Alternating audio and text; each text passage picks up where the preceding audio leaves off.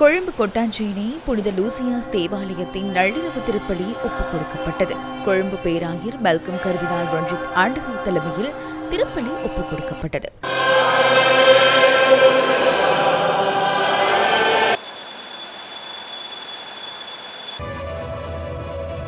யாழ் புனித மரியன்னை ஆலயத்தின் யாழ் மறைமாவட்ட ஆயர் பேரர் திரு ஜஸ்டின் ஞானபிரகாசம் ஆண்டகை தலைமையில் கூட்டு திருப்பலி ஒப்புக் கொடுக்கப்பட்டது.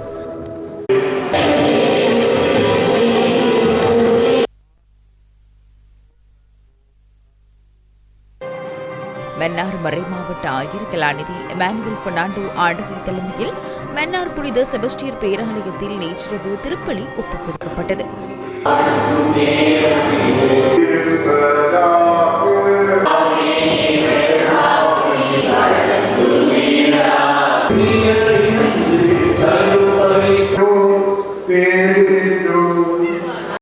கிளிநொச்சி புனித திரேசாள் பேராலயத்தின் கிளிநொச்சி பங்குத்தந்தை ஆண்டனி வின்சென்ட் சில்வஸ்ட்ரதாஸ் தலைமையில் திருப்பலி ஒப்புக் கொடுக்கப்பட்டது.